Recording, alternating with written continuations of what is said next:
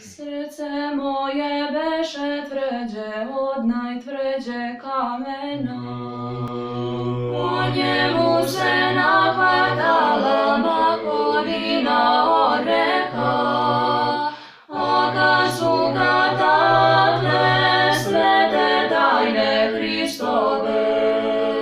zapita se šta mi je, da li me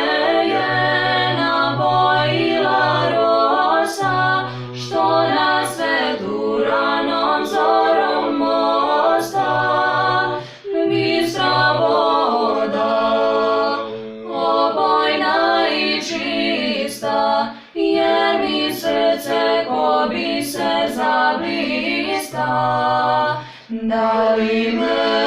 je obasjalo sunce, toplim zrakom zagrejalo srce, nit je rosa, nit je jarko sunce, to se Gospodu selio u me. Duša moja beše pusta kao suva pustinja, tražila je, nije našla vodu s čistog izvora, a kad su je takle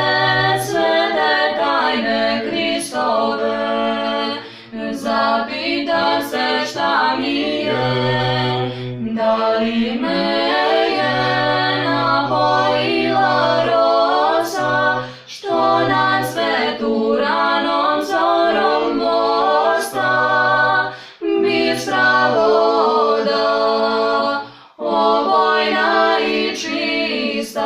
jer mi srce ko bi se zablista,